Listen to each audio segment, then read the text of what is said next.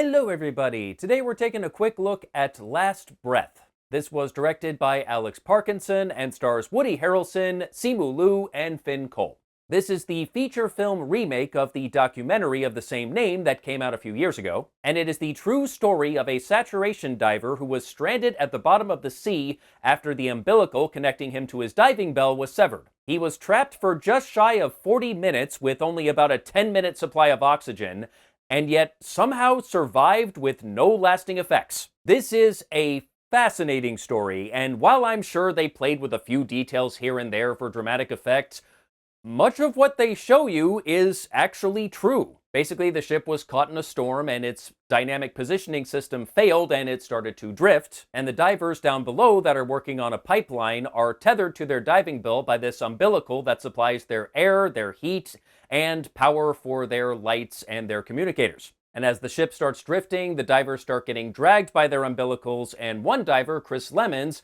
had his umbilical snag on the structure they were working on, and it snapped. All he had was his reserve tank, which really is just there to give him enough air to climb back up into the diving bell if something goes wrong, which he can no longer do because they gone. Literally all he can do is just wait and hope they rescue him before he dies. And back on the ship, it's a scramble to get their positioning system working again so they can get back to where they left Chris and hopefully perform a rescue and not a body recovery. And miraculously, he is alive and well today with apparently no ill effects. And that should not be possible, and while there are some theories as to how he managed to do that, no one really knows for sure how he survived. And the movie, from the point the ship starts drifting until they finally drag Chris' body out of the water and revive him, is intense as shit. And it felt like that bit more or less played out in real time. Like, the total movie is only about an hour and a half long. The documentary was slightly longer. The moment Chris's umbilical snaps, even though you know it's coming, it's still shocking to see it happen. And it's scary watching him try to find his way back to the manifold they were working on so he has a place to wait and be rescued, with only a flare to guide him in the pitch black at the bottom of the North Sea. And then back up on the ship, at first they're trying to manually pilot the ship back to where they left Chris, while another guy is trying to get their positioning system back online. And that server rack that he was working on, the cabling on that thing was just atrocious. Massive cable spaghetti hanging on the front of that thing, no cable management whatsoever, not even so much as a zip tie in sight. And as somebody who has worked in IT for the better part of a decade, forget being trapped at the bottom of the sea for half an hour without oxygen. That rack is my nightmare. I don't normally support the death penalty, but I would make an exception for whoever wired that rack, because they gotta go. That's inexcusable. You gotta go. The movie is shot very well, great underwater camera work in particular. It really feels like you're down at the bottom of the sea with them. And it really helps to give a sense of just how dangerous that environment is, even when at first everything is going according to plan before the ship starts drifting away. And it was kind of cool to see all that diving equipment and how it works, although it does make the movie feel more like a documentary.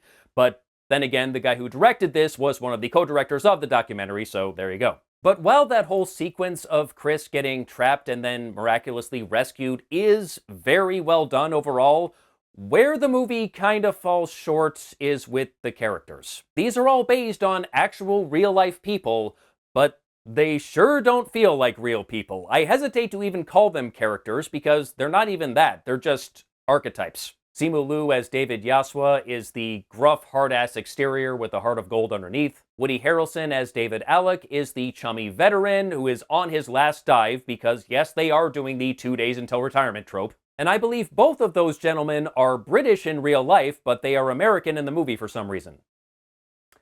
That was a choice. And then we have Finn Cole, who is actually British, playing the role of Chris Lemons, and he is the rookie.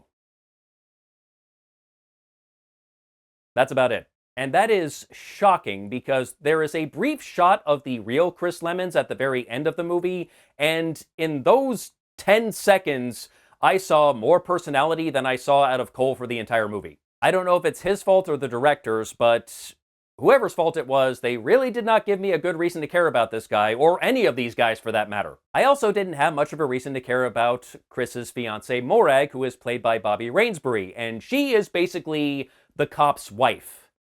You know what I mean? The type of character who, from the moment they meet their significant other, knows they have a very dangerous job, but then they complain because the person that they know does a very dangerous job now has to go do that very dangerous job. Like, bitch, you knew from day one what this guy did for a living. Why are you complaining about it now? But I will say this, being archetypes and not actual characters is more than the people up on the ship get, because they're not even archetypes, they're just there.